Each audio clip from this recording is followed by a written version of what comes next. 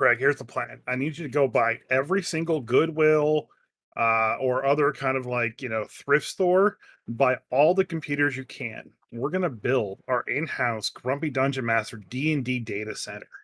It's going to drive an AI for your brother Georg, and we're going to take over the world. Yep, we're going to start by putting cameras everywhere. No, don't record that down. Damn it. Just go do it. And there he goes. Well, at least he hit the record button before he left. We're the Grumpy Dungeon Masters. I'm Jay, joined with my co-hosts, Christopher, Christian, and Dan. Say hi, guys. Hi, guys.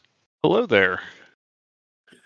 The way I view Craig in this show is like Joe Wilkinson on like 8 out of 10 Castos Countdown.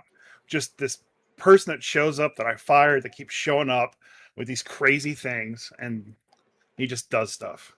We're going to move his office into a closet in the basement at some point and take his stapler from him. Yes. Know what? I've talked to a lot of kids recently, including David Haddon's son when he came down for the Keshinar thing. Never seen Office Space. We've reached that generation of new kids that are in the workforce that have not seen Office Space. That is true. I was on a work call the other day with some of our vendors, and he was mentioning that he had made a Office joke on a different conference call, and that no one understood the reference because they were all younger. So what we need is an Office Space 2. We need to educate. Yes. Mike Judge is still making things. We need Office Space 2 and Idiocracy, the sequel. Not a prequel. We're already living in it. No, we're living in the prequel. We don't want the prequel. All right. Where can they find us on social medias at? You can find the Grumpy Dungeon Masters podcast on Spotify, on Apple Podcasts, and on YouTube, or wherever else you get your podcasts.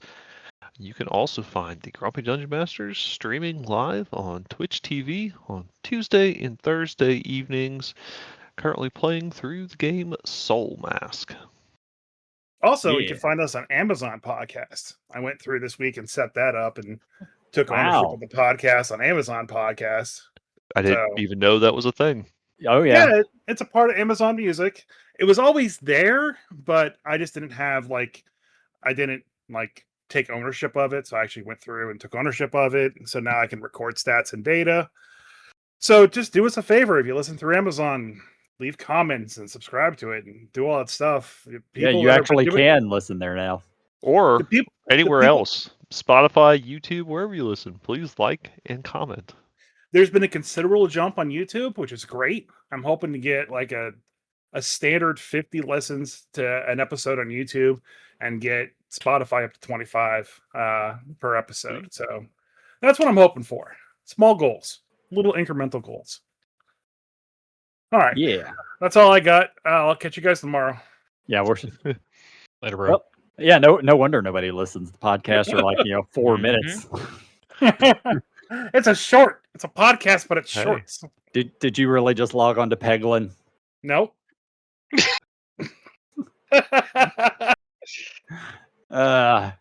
Listen, man, I gotta fucking do it, or else I'll get distracted. You're gonna be distracted anyway by playing Peglin. That's the thing that's distracting you. It's not. So since I always start us off, no, you don't. Yeah, I do. The only real thing we had some cool stuff is happening in Adventures League. We're waiting for the new season to start in September. I'm hoping for a big turnout for that, and it should be a lot of fun. I hope. I really think that D&D Encounters to season 1 was a real big success. There were a couple of just hiccups, but there's always are. But it wasn't anything that I couldn't just fix. You shit talked the hell out of the module that they. Yeah, sent. I did, and I said there were a couple problems. That doesn't sound like a success.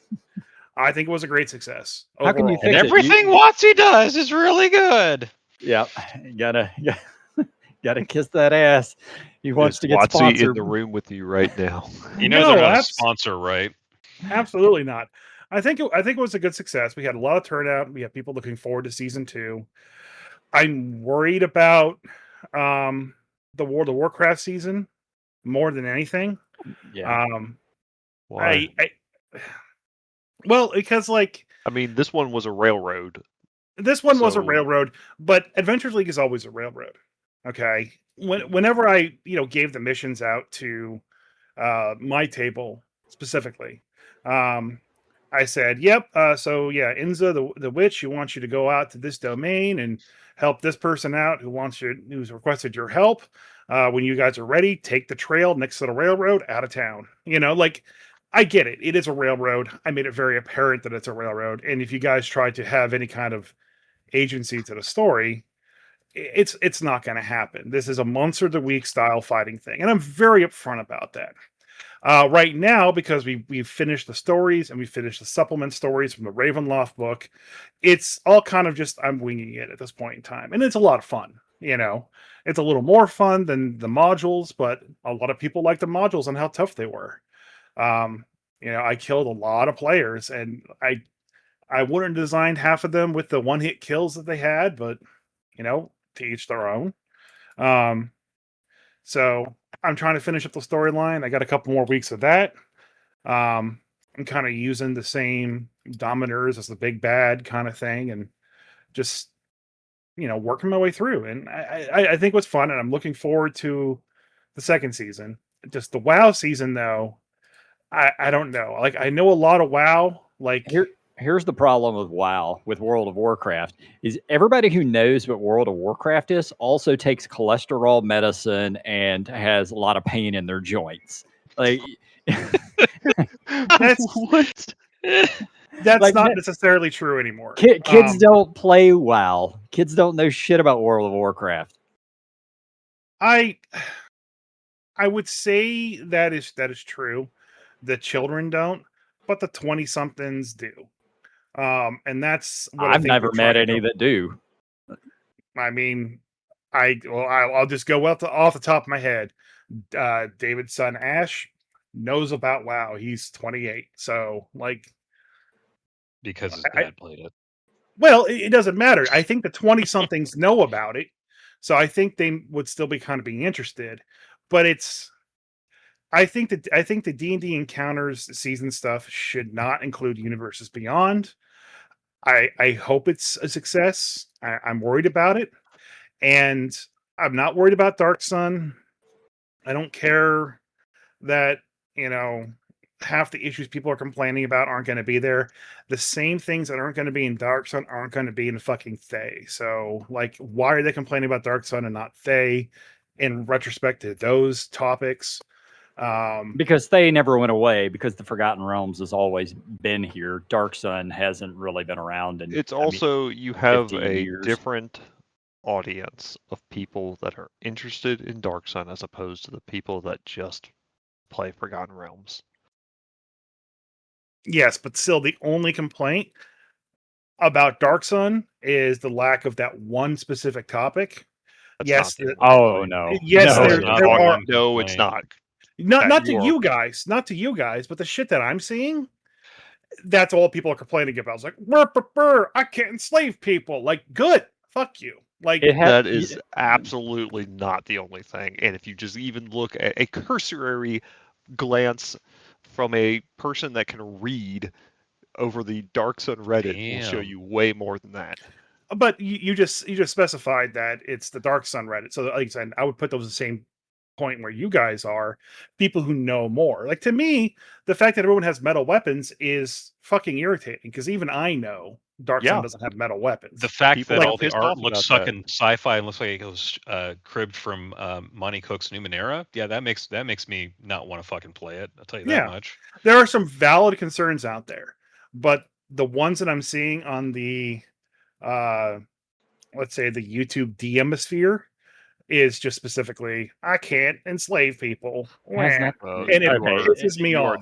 You are not looking very deeply then, because I'm not, because I'm just looking at the surface. I'm like, I'm not going to watch this video. I don't care what else he has to say if that's his complaint. But They took Okay, it out of hold on. Yes, Hold- that's people trying to get clicks, man. yeah. I mean, yeah, there is that. First off, the removal of slavery from Dark Sun is a huge deal.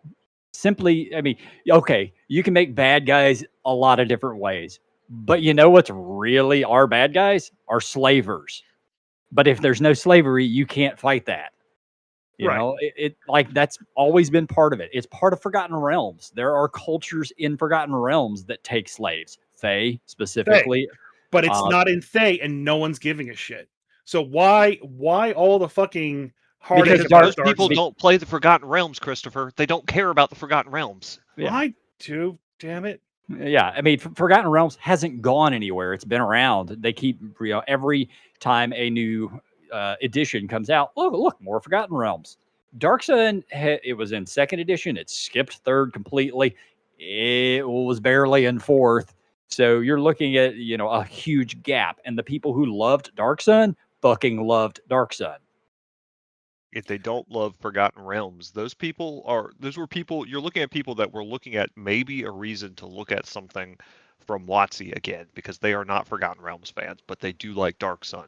And so when they saw this, that did not look like the Dark Sun that they know of, the Dark Sun that they still have from the 2 E-box sets sitting on their shelf, they were upset. They don't care about the Forgotten Realms stuff because they are not into the Forgotten Realms lore. That world means nothing to them. And so that's season 2 of D&D Encounters is the Thay, and no one gives a shit about it except for like me. So I don't know. I'm hoping season 2 of Encounters is good. And then, like I said, then as well, and then there's Dark Sun. So if But- Thay bombs, Star One Wars. thing to not worry about is that they have assured us that D&D Universes Beyond will not interfere with the output and production of regular D&D seasons. Let me just want to interject here about the whole people being up in arms about quote unquote slavery being removed from use in Dark Sun, which, by the way, it actually has not been confirmed. That is some fucking third-party dude that maybe possibly worked on some shit for them at some point, said there was a thought at some point, and everybody's like, fucking WotC's so woke, oh my god. But can I give you guys a quote from the most popular setting for D&D, Forgotten Abraham Realms? Lincoln. Yes. Abraham Lincoln obviously said this quote, and because this would be very ironic if Abraham Lincoln said it, but you guys can go ahead and guess who said this quote as an NPC in the Forgotten Realms. As long as I exist, slavery will always be a way of life here in Thay, and I can promise you, I will be here a very long time. Sure, and I can tell you it was not Abraham Lincoln. Yeah, it's Abraham Litchin. That's who yeah. it is. So this is Sam fucking said that, okay? Is that John Thay? Yeah, it's John Thay himself. Sazaz Tam said that. So, people can go and get butthurt that slavery exists in their fantasy role-playing game, but you know what? It's beating up motherfucking evil people. Yeah. They're enemies. Tyrants take slaves. Fucking slavers are awful people, and you know what? Heroes rise up against them. In fact, that's gonna lead me into my next fucking topic, because there is a new UA out. The new UA is about Underdark stuff. It's what's it officially called? Underdark options. Unearthed Arcana 2026, and it has inside it a couple of new subclasses. A new wizard subclass, a new rogue subclass, and a barbarian subclass. And one of the subclasses is very poorly named, and I will let WotC know about how poorly named it is. But is the Path of Unlight for the barbarian subclass. And we'll get back to how that actually works. But I wanted to actually talk about, and this was this tangentially related to slavery still fucking existing in the Forgotten Realms. What is Unlight? The city of Deep Imaskar, home of the descendants of the ancient Imaskari Empire, lies in one of the lowest levels of the Underdark. The Deep Imaskari wield a magical force known as Unlight, taught to them by the Imaskarcana, sentient grimoires penned by the ancient wizard kings of the lost Imaskari Empire. The Deep Imaskari and Unlight to create the Great Seal, a great magical symbol that protects and illuminates their city while nourishing crops that allow the deep Imaskarcanist to survive in the Underdark. But Unlight can also be used to corrupt and destroy, burning creatures from within until they die in a fiery explosions of brilliant light. It's basically radiant damage. It's radiation, guys. They could have come with a better name, but they're referring to a people called the Imaskarcanist, who were rampant slavers. And in fact, really, there's only about 3 or 4 pages over the course of all of the different eras of Forgotten Realms history in books. They're briefly mentioned in the Forgotten Realm campaign setting, which is 3.0. And they are mentioned in the races of Faerun, the Deep Imaskarcanist, that is, which are the ones we're talking about here. And in the races of Faerun, all they really say is that okay, Underdark. I'm sorry, Deep Imaskarcanist is mentioned in the Underdark. The races of Faerun, you still have human Imaskarcanist, which are descendants of the Imaskarcanist people. The Imaskarcanist are legendary inhabitants of the lands now swallowed by the Rarun Desert in the plains of the Purple Dust. Vilified by the Mulan, the artificers of Imaskar were mighty wizards who built great portals to other worlds in order to carry off thousands of slaves from distant plains. Little is known as of the Imaskarcanist, except that the Mulan chose to preserve some of their to preserve of their ancient masters. At one point, the Imaskarcanist Empire held sway from the endless waste to the golden water and from the Elamber Sea to the very frontiers of Karatur. So they carried off slaves, and their entire empire was built on slavery. They were a wizard empire built on slavery. Think the Netherese, except built on slavery. And then their slaves rose up and overthrew them. The Antheric Empire and the Mulholrande Empire. I saw that movie. It was called Stargate. Which they then continued a tradition that the Imaskarcanist had, which was not the wizardly tradition. It would be the slavery tradition, which goes through 3rd edition through 4th edition and continued, as I just found out when I picked up my Sword Coast Adventurer's Guide, in 5th edition. So, it's still there. And I don't understand why. I don't know. Like there's still an entire section on slavery in Mulholland and the gods of Mulholland on page 41 in the Sword Coast Adventurer's Guide. So, as much as people are going to say, oh yeah, there's no longer slavery in Thay, is like, horseshit. First off, there's still definitely slavery. You don't erase 45 years of history of Forgotten Realms by retconning it in the recent book. I don't even think they did. We're in 5.5. That book isn't valid anymore. Yeah, sure. So like, yeah. So like seriously, and by the way, I guess probably the reason why they pulled on the Imaskarcanist thread was because it was not well written, so they could fill out and backfill a whole bunch of stuff about this super important empire that died out in minus 2888, the Faerunian calendar. So even older than the fucking Netherese. So maybe, I guess there is actually a good write up of the Imaskarcana in the Forgotten Realms 3.5 Lost Empires of Faerun.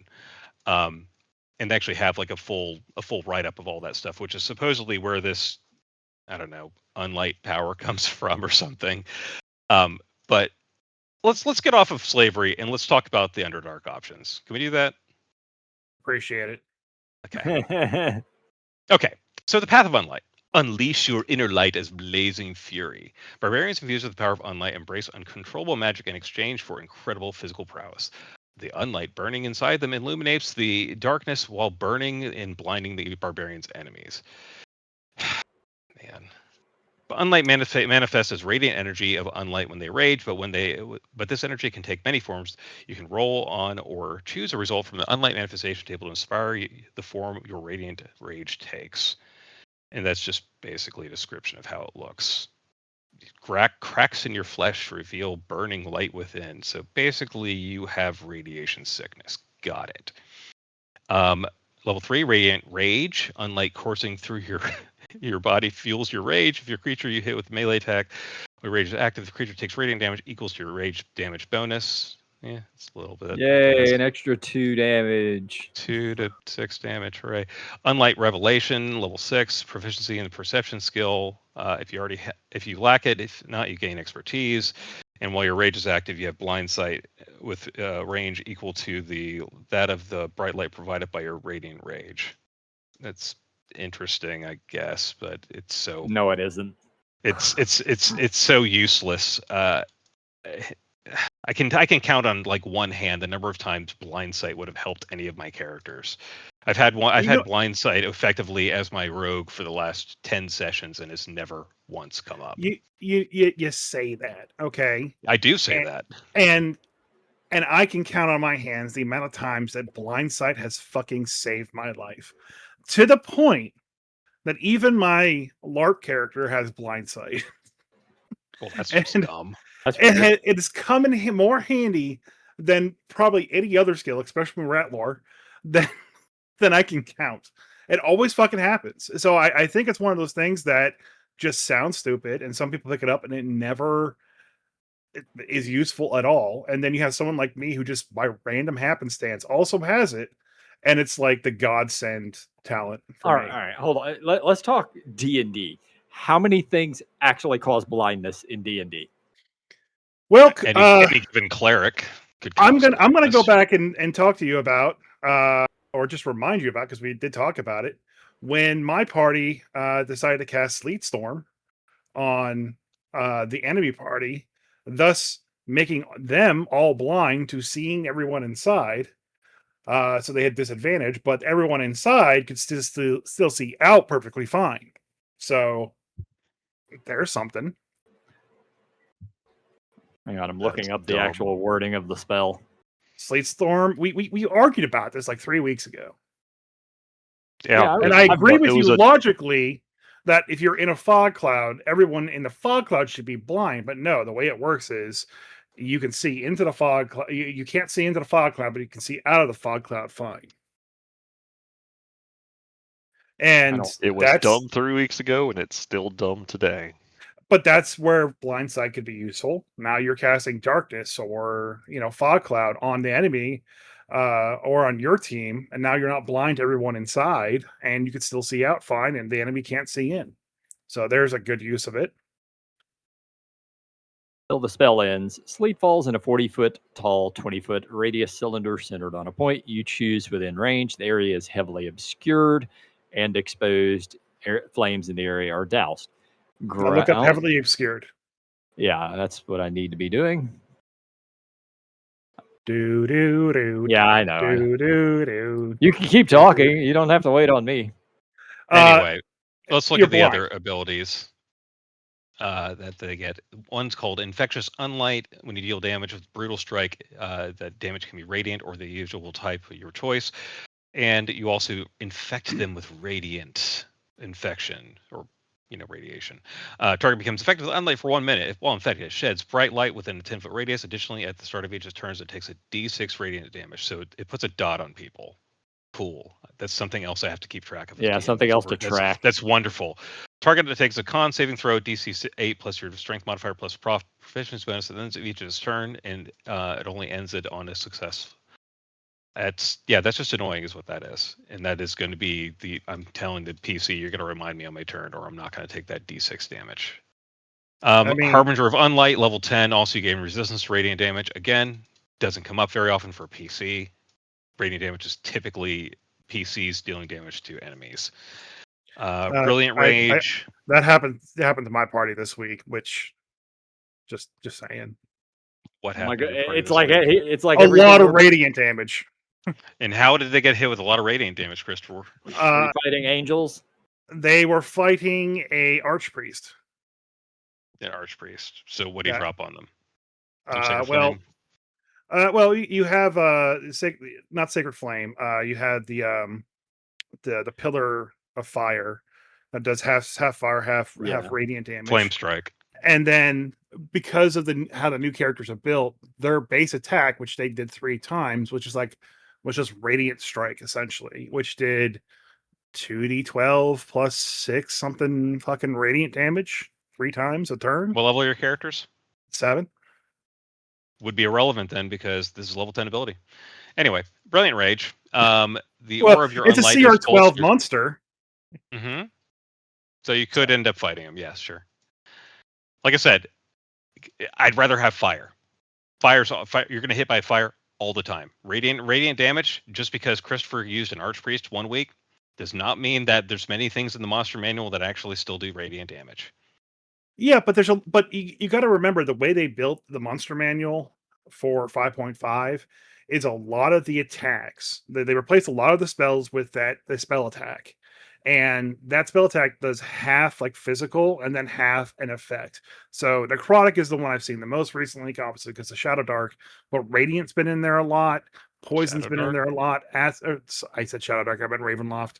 Acid's been in there a lot, and Poison's been in there a lot. So a lot of the monsters now do an elemental rider on all their attacks. So I agree with you from this old retrospect. Like, yeah, it is kind of pointless, but in the newer monster manual, I don't think as much. I yes, I bring up the Archpriest, but like even the cultists, the default base cultists, the CR 1/2 cultists, they do a radiant attack that has a damage rider of radiant or necrotic damage. Yeah, that's fair. I think Sure. they should get it at a lower level. I also Yeah. think they should get it at 6th level if they're going to get it at all. And I also think resistant to its type of damage is phoning it in is lazy writing. I think all resistance should pop up at 3rd level, to be honest, if it's a class feature. Like, give that to them right out of the gate. Yeah. I mean, you're getting more bang for your buck on actually making use of that, because half damage to your flame strike that is already half fire damage is only okay, and you're a fucking barbarian. Why does that matter when you're at level 10? You have like 120 hit points. Yeah. And you also have pretty good deck saves, I imagine. Level 14's Brilliant Rage. The aura of your Unlight is bolstered. While your rage is active, you shed bright light within a 30-foot radius. As a bonus action, you unleash Blinding Radiance, and when you do, each creature of your choice within 30 feet of you makes a con save, DC 8 plus blah, blah, blah. On a failed save, take a D12 radiant damage, and has the blinding condition until the end of your next turn. Once you use the feature, can't use it again for another long rest. That is a weak-ass level 14 ability. That's incredibly weak. Look, how awesome is it that at level 14 you can deal 1d12 points of damage? And blind something. Instead of raging, I'm going to blind some guys. Maybe. And do a D12 damage. It does make it is a con save, which sucks because most monsters are pretty good at con saves. Yeah, they sure are. That's probably the most common save for monsters to be good at. Yeah, if they want to make that good, I would say just have it as a thing that happens when you rage and raise the fucking damage. Yeah, that would be pretty good. Like if you just activate it as soon as you rage, like you just illuminate everything within 30 feet and blind all your enemies. Fantastic, love it. Yeah, maybe double the damage. Like sure. Even or 14th level, maybe make it a damage D12 radiant damage per proficiency bonus. I don't know. Yeah, I was thinking, or make it usable a number of times equal to your number of rages. There are a lot of different things you do there. Once per long rest is dog shit for 14th level ability. Yeah, and like you look at the 5.0 stuff, like the Elemental Cleaver Barbarian, and this is just valid because one of my players is playing it. They get a fucking D6 damage rider on all their attacks when they're raging of their element of their choice. You know, like. But 5.0 books are no longer valid. They're not, but yeah, it happens. So let's bitch. Other than the class being, subclass being moderately weak, Path of Unlight is the stupidest fucking name they could have given this thing. Yeah, I agree. Also, are they fucking coming out with Gamma World or some shit? Why is there a radiation class in my D&D setting? I don't know, man, but now I have cracks in my flesh and revealing the burning light within. And you know what's fucking weird? And this is only going to apply for Jay because you guys weren't here, but we had a listener years ago have us review his stuff that he put up on DM Still, which were radiation-based classes, because he was running a Faerun campaign where the nuclear apocalypse happened and everyone had these radiation-style abilities. And I'll take any of his classes over that. That's Like, fair. Yeah, it this was is bad. definitely a going back to the drawing board. I mean, just to compare it with any of the by the book PHP 2024 stuff, it's not great. I mean, No, it doesn't. It doesn't seem to have a niche. Like, is it damage or is it tank? Is it support? it's I'm always it's I've got light and stuff, but unlight. God, the name's so terrible. I can't even. Anyway, let's move on. The next one is a house agent rogue. Outwit your foes with charm and subterfuge. The drow houses of Menzoberranzan conspire against each other in a great game of status and sabotage that expands far beyond the city's limits. Yada yada yada. You got some house agent origins. Using other sponsors. Another setting where slavery never happened. Yeah, not a thing. Definitely. You know, I can honestly say I have not actually read through the Forgotten Realms 5.5 book, but I'm guessing either they glossed over it, but I doubt they retconned and said slavery didn't happen. With the drow? It's with drow. I'm sure they just ignored it. That said, the rogue is designed to work with the backing of a drow house in Menzo Bronson. A house agent may, instead of the backing of another large group, they could belong to a Durgar clan, a religious order, or faction, blah, blah, blah. So it's not just related to the drow. You can be like a Zentarum agent, which is good, because I hate such a niche class that, hey, unless I'm a drow house agent, I can't be this class. We got a house insignia, which is it goes back to second edition. House insignia that basically gives you a magical token that gives you some special abilities. You learn a cantrip spell, you learn friends, which is cool. It's actually kind of a useful spell. Find familiar, but only as a ritual. You must choose the spider for your familiar if you're a drow house. Insignia spells. When you reach a level specified insignia spells table, you learn the listed spells on the table. So you learn Charm Person, Suggestion, and Hypnotic Pattern, which is they can all be pretty good. Yeah, the next part's what pisses me off about this. Losing your insignia. If you lose your insignia, your house finds a way to deliver you a new one, whether it is via courier or magical familiar, teleportation magic, or some other method. Your new insignia is delivered to you when you finish your long rest, so you can never lose your insignia. Oh, can wizards not lose their spellbooks now? No, clearly not. If you can't lose your insignia, well, how could they lose their spellbooks? That's simply impossible. So wizards can lose their spellbooks, still. But the main thing is that like warlocks and stuff that have their spell books, they go they have ways of bringing everything back with a long rest. So that's not unfamiliar. It's kind of par for the course. And if you're a Zentarum, man, you got a flying snake with an insignia around its neck at all times. So I don't see a problem. There's so much better ways of doing this. First off, you could simply state that your insignia will only work for you. It is keyed to you magically, so that you can remake one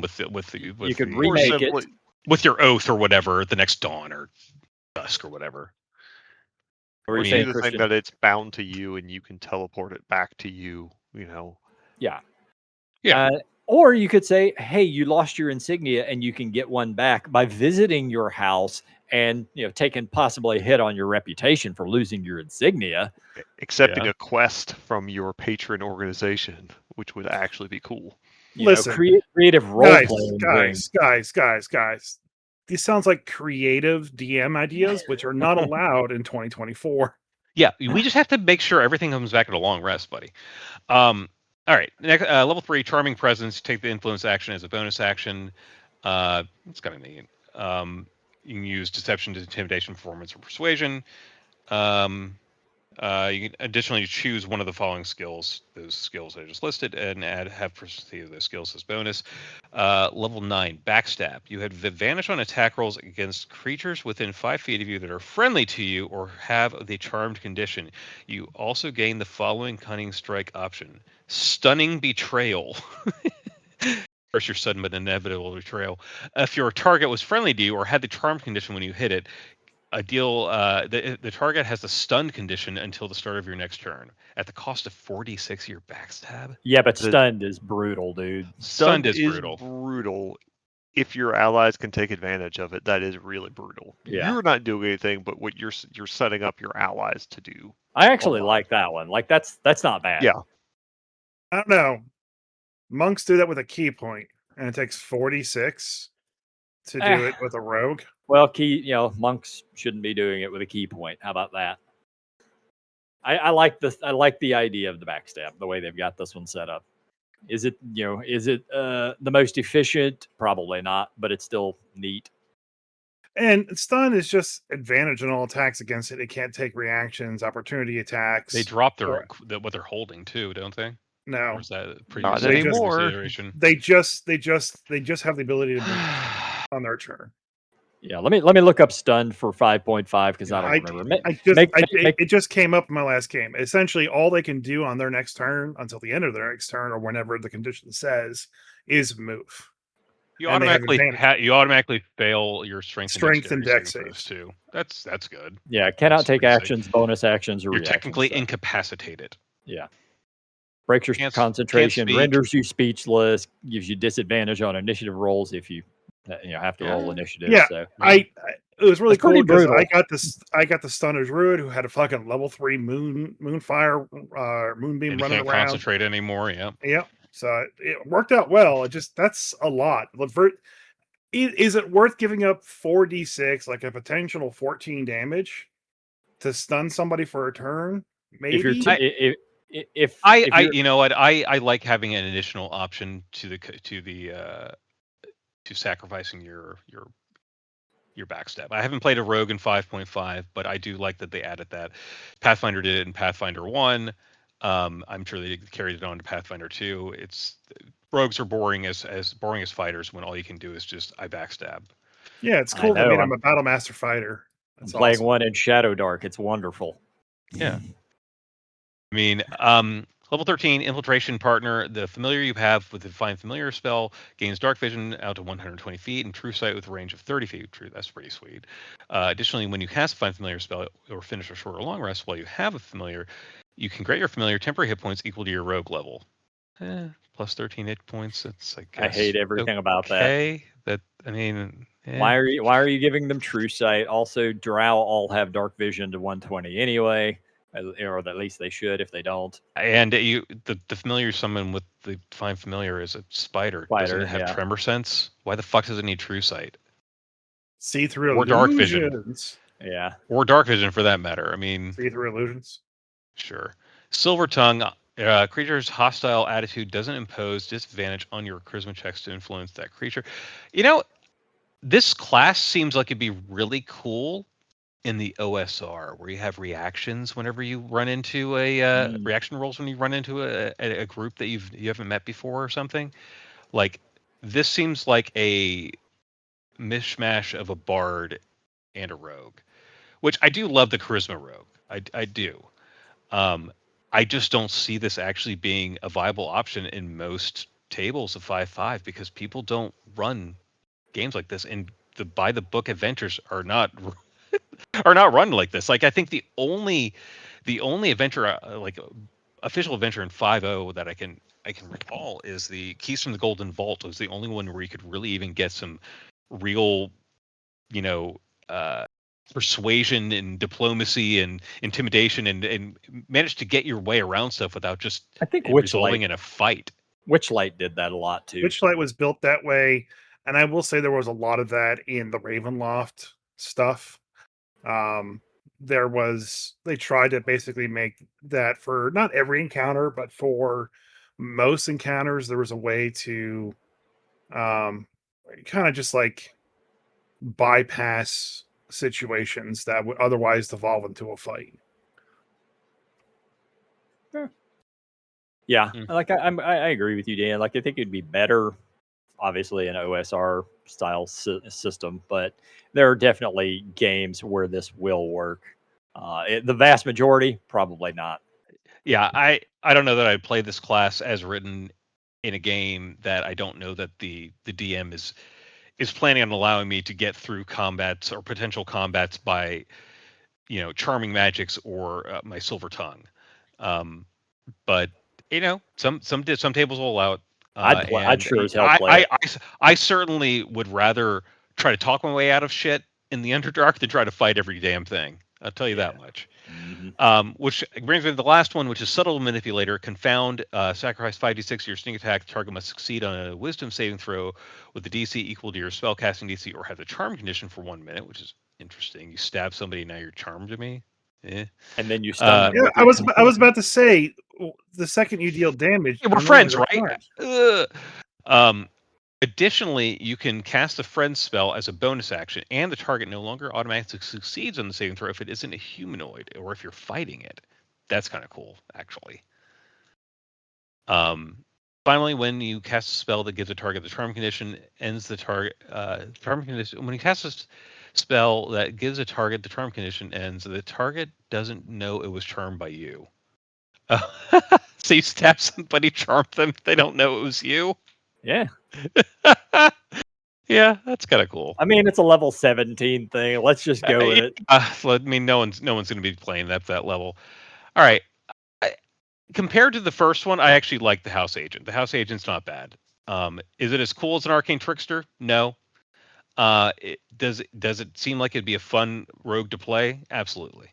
But I love a silver-tongued rogue myself. I don't mind the charisma rogue. I think they should scrap the most of the insignia portion. I like having the friends cantrip maybe okay. I still don't really love that you have to just give one of the non-magical classes the ability to cast spells to do anything with it. Yeah, I would have preferred them to do it a different way. I don't know, maybe psionics. I Who would knows? say you could take out that whole house insignia thing and just give the level 13 silver tongue ability, which is not great at level 13, but make that the level 3 ability. Except I would agree with you, except that it actually does make sense for a dark elf house to do that.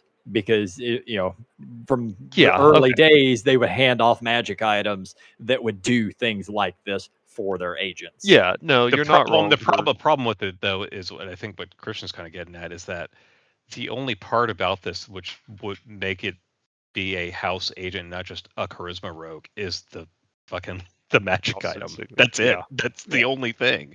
Nothing else about this screams drow or anything. This seems just like some swashbuckler hanging out in town in Waterdeep. Yeah. I don't have it handy, but Ed Greenwood put out a Zentarum book a couple years ago, and I bought it because one of my players had joined the Zentarum in my Dragon Heist campaign. A bad guy. Let's just say neutral. AKA a bad guy without being a bad guy. Got it. Right. And a lot of the stuff in there for the house agent sounds very familiar, but better in the Zentarum book than this one. And I remember that they do give you an insignia, and I remember that you are able to get a replacement for it. And the replacement does get delivered by a flying snake. You just have to request one.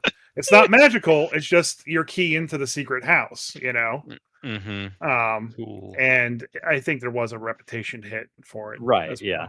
Yeah. There needs to be something like that. All right. And the last one is the Imaskarcanist Wizard specialty. Another great name. Yeah, it's a mouthful. Hey, what kind of wizard are you? Like an elementalist or something? Or I'm a Imaskarcanist. What? Master the secrets of Unlight. Here we go again. And the artifacts of the ancient Imaskar. The Imaskarcanists have learned the ancient secrets of Deep Imaskar, a once human society living in the deepest depths of the Underdark.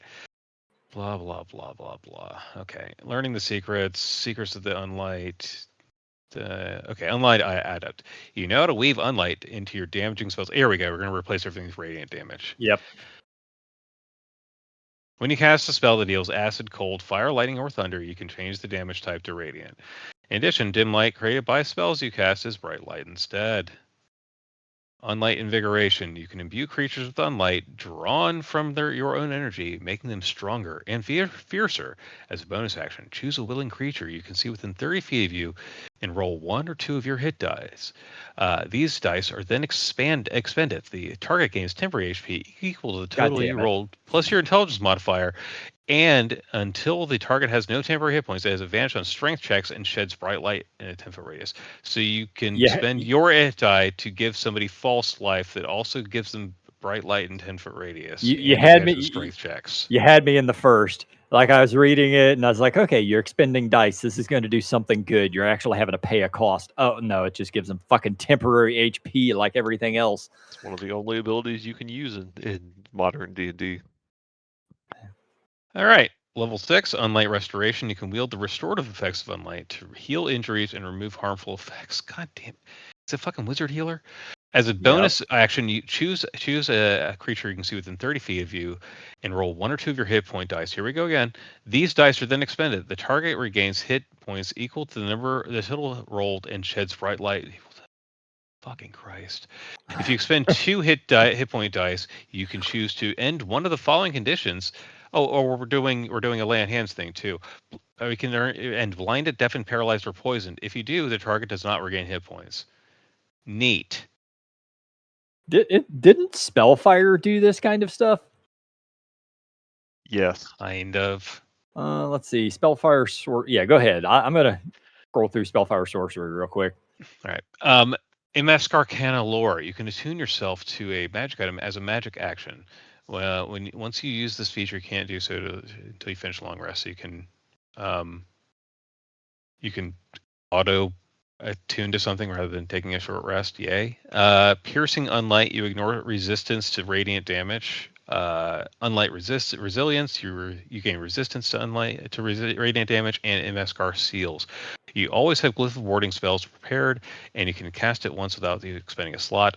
When you cast the spell in this way, you don't need material components. You can cast the spell as if you're using a spell slot equal to your highest level wizard slot you have. Any previous glyph you create in this way is broken, and this spell ends without being triggered. Okay. He said wizard slot. Yeah, that wizard slot. And level 14, Doom of Unlight. You can curse your enemies with corrosive unlight, and the only escape from the curse is physical violence or explosive death. When a creature takes radiant damage from a spell you cast, you can take a reaction to curse that creature with unlight. The creature makes a Constitution save against your spell save DC. On a failure, the creature is cursed. Cursed! Until the curse ends, the creature suffers the following effects. The target emits bright light in a 20-foot radius. Oh no. Attack rolls against the target have advantage. Oh yeah. It's basically are you glitter glitter dust. Glitter dusting them? At the start of each of their turns, it takes radiant damage equal to your character level. Okay, got a dot. The target has advantage on strength checks and melee attack rolls. Okay. If the target hits another creature with a melee attack roll, the target can repeat the con save, ending the curse on a success. If the target is reduced to 0 hit points, it explodes. Roll a number of d8s equal to half your character level.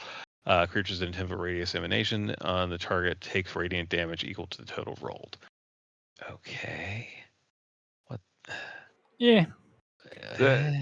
Yeah, Spellfire, you could definitely give people temporary hit points. I recall it from like 2nd edition or 3rd edition. Maybe, yeah, it's 3rd edition. Like Spellfire could do a lot of stuff, including healing. Much less so in this one, but or at least in 5e. But you do, as a Spellfire wizard, you get spells like Cure Wounds, Lesser Restoration, Aura Vitality, Greater Restoration. So Again, Yeah. I have to ask the question: are they building like a Gamma World campaign or some shit? it feels like it, yeah. Nope, this is just going to be in their Underdark book, man. They're going to do an Underdark book. Speaking of Underdark, the Why is- path to Ceramorphosis No, because Baldur's hold on. Gate 3 was sweet. Yes, Baldur's Gate 3. I'm actually glad they're doing this because now Right. all the people that have their variations on DM's Guild can stop asking me, "Can I use this?" I found it on DM's Guild, and someone wrote it for Adventures League. It lets me be a Baldur's Gate 3 character. No, you can't. You cannot do that ever. So I'm glad there's something official. I'm sad that people aren't going to make money off of it on DM's Guild anymore. Not really. But seriously, why is the Underdark radiation bait now? Like, what's? I think that shit started in like that's been around for a long time. Don't make me like get my wife. Not No, it has. But it was I never radiation like we think of radiation, like gamma world. And Yeah. It was radiation. magical corruption or some shit. But that's been around. That was in the novels even.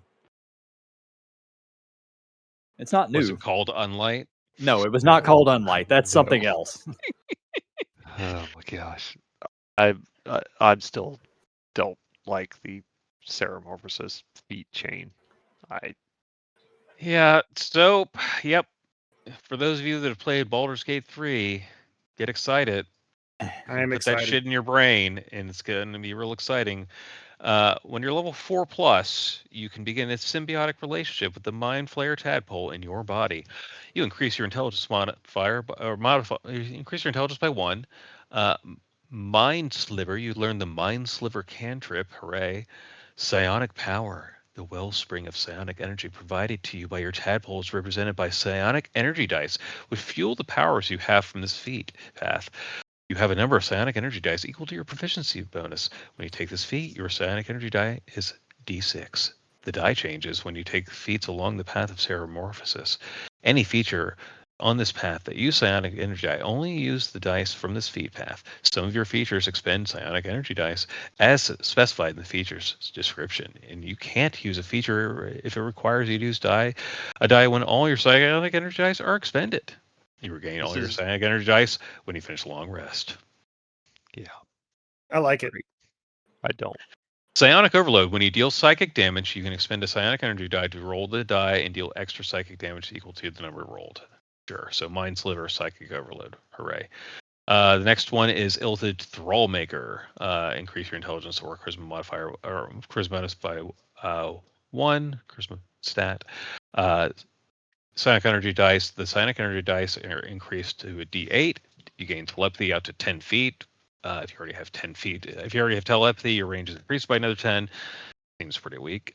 Persuasive presence. You always have the charm person spell prepared. This really is just Baldur's Gate. Jesus Christ.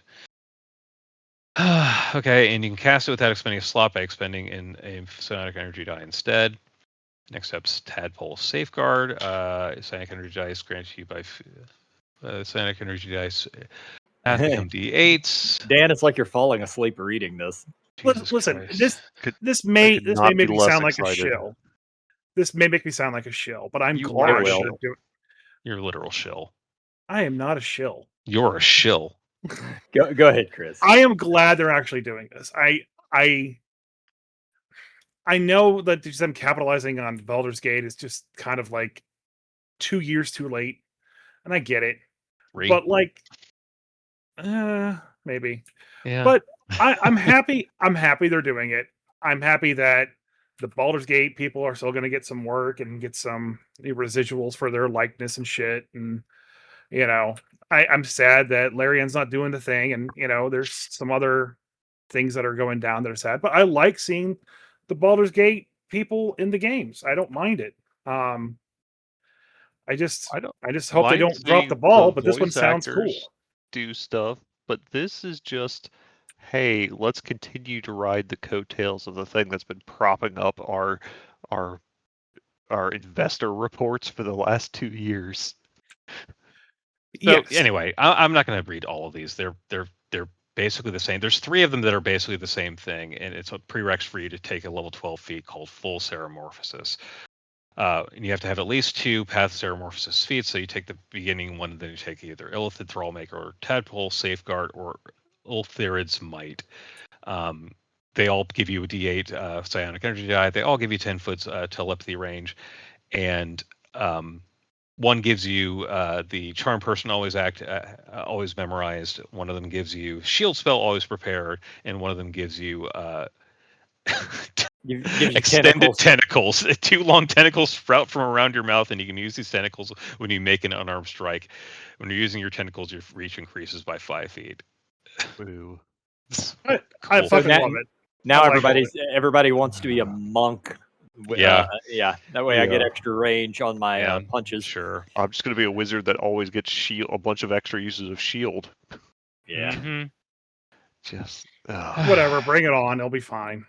No, it's dumb. All It's right. not dumb, it's Full Ceramorphosis. You grow 4 tentacles around your mouth, your head elongates, and your skin becomes purple and slick with mucus. Your transformation into a mind flayer is complete. You gain the following benefits: increase your intelligence score by 1 up to 20. Psionic energy dice. Granted by this feat become D10s. If they are already D10s, they become D12s. I don't know how they become D10s because it doesn't actually say that you increase by having the other ones. So that's weird. Great. I think the intention is that you could go 4, 8, 12, 16, and sure. Aberration, you're now aberration, illithid specialization. You excel at a particular illithid talent. Choose one of the following: brain-seeking tentacles, mind flayer spells such as detect thoughts, levitate, and mind blast spells. Considering you are actually a mind flayer now at level 12, pretty fucking weak compared to an actual mind flayer. Yeah. And you can, this is repeatable, so you can specialize in both of them. And they provide a new spell, Mind Blast, or a new, sorry, not a spell, new Scion, Mind Blast. Casting time, action. Unleash a 60-foot cone originating from you. Everyone makes an intelligence save. On a failed save, D8 psychic damage and has a stunned condition until the start of your next turn. On a successful save, this creature takes half as much damage only. Yeah. Mind Blast. Hey, in fact, it is just a spell. So, yeah. Mind Blast, I fucking love it. The full Ceramorphosis feat grants the Mind Blast spell provided here. Level 6 evocation, Scion. But then it also says, using a higher level spell slot, the damage increased by D8 for each spell slot above level 6. Because even if you remember the Unearthed Arcana, Scions are just a different type of wizard, and they made that clear. It's just magic now. All right, so lazy fucking writing. Is the Path of Ceramorphosis bad? The answer is yes. This is not well done. No, it's not. No. Yes, it is. Let me finish, No. Chris. Chris, let me finish. Okay, as it is written, the Path of Ceramorphosis is pretty bad, and I could definitely do a lot better. I love that they're actually doing this, however, which I think is sort of your take on it, Chris. People love mind flayers for whatever damn reason. You could play a mind flayer in 3rd edition or 3.5, like when they had they released a book of monsters where you could play monsters. You started off as like an 8th level or 11th level character. You didn't gain levels until you hit that level, but you were effectively just a mind flayer.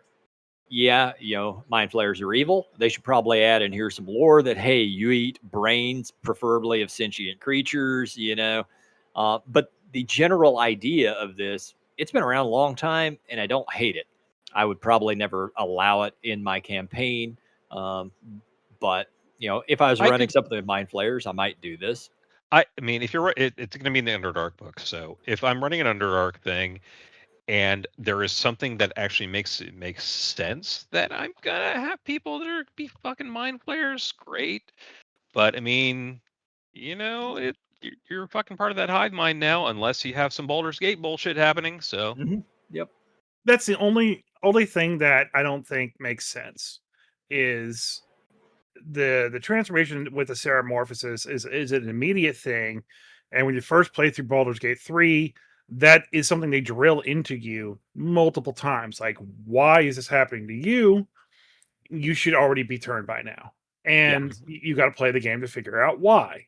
And the way they figured out, or the reason they figured it out, I thought was interesting. It's a DM just having fun with their story. But like Dan said, why aren't you turning? Why this is an immediate thing? What is special about this tadpole that made you a Baldur's Gate 3 and they have a little blurb there that says elder brain control. Role playing the relationship between a burgeoning mind flayer and an elder brain can be a fun part of this path, but it requires a conversation with your DM. So it is implied that you will be enslaved to that elder brain at the end of your path. Nope, slavery is not a thing. Nope, because it even says, what are the consequences when you defy the Elder Brain's orders? Which means the Elder Brain just talks to you, but it makes suggestions, but you do whatever you want. I suggest you come back now, or I'll send people after you. Yeah, this is the problem. Like, even in the game Baldur's Gate 3, it's something told. It's supposed to be a unique story, not something for everyone to do. B, they portray it very clearly. Like, this is a bad thing. This is not a benefit to be had. Like, even though, yeah, you can go the path in the game to get beneficial stuff, there's still the whole goal is to get these things out of you. You don't want this to happen. It's not a good thing that you're seeking to do. You want to get rid of the stuff because it's going to be bad. This Yeah. invalidates that by saying it's actually just a good thing. The Elder Brain doesn't really control you. You're still just your own person that can do whatever you want. And maybe the Elder Brain will be mad at you, but it's okay.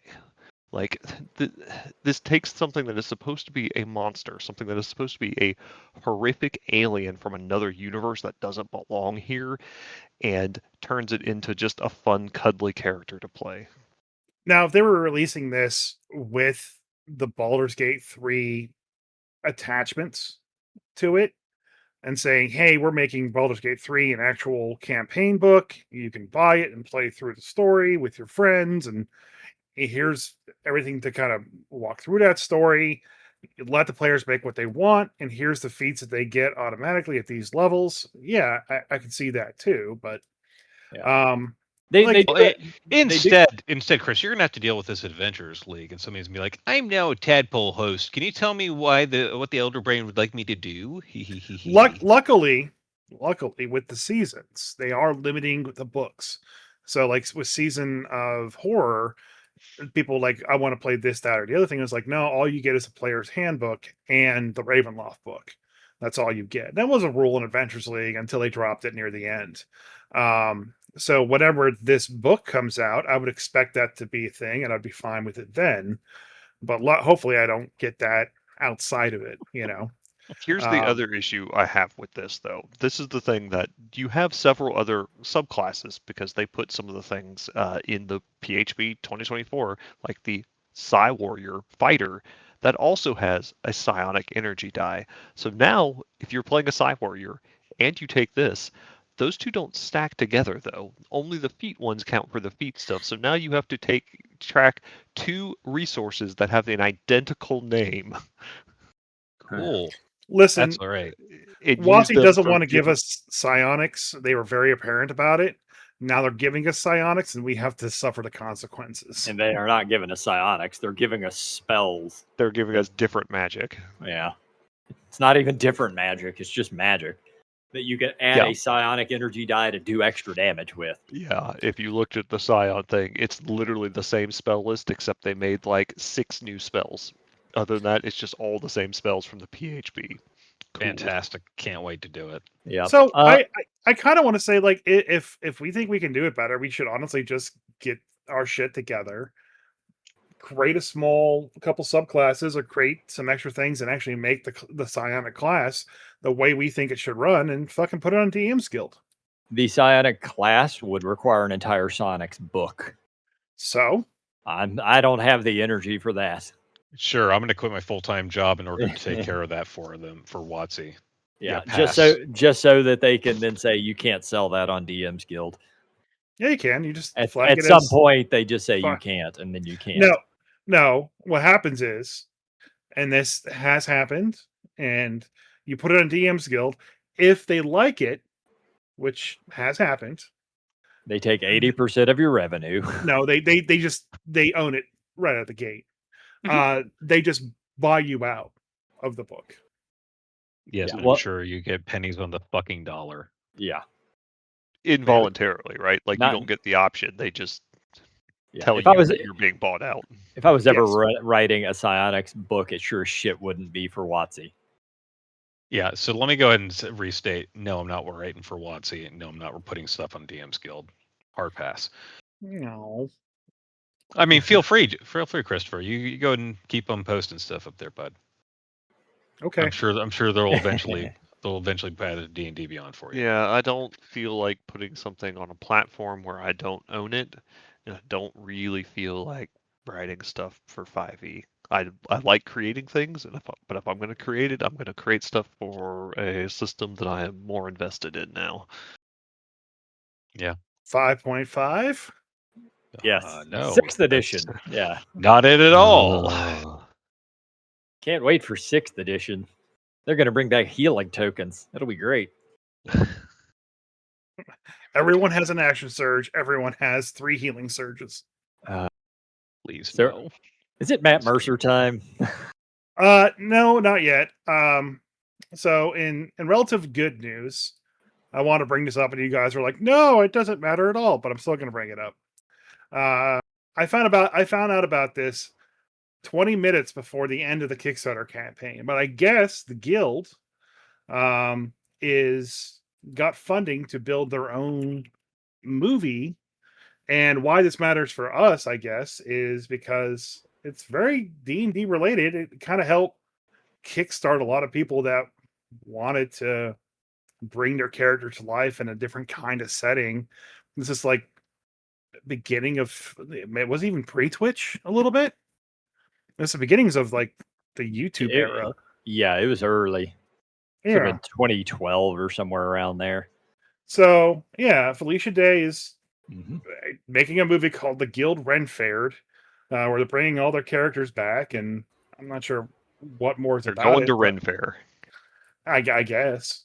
It is. That's what she made some videos and stuff talking about it a little bit, where she said essentially they're going to do Ren Fair because she still enjoys Ren Fair. She's not really into MMOs anymore, and so she didn't really want to make any more content about kind of a genre in a game that she's not really into.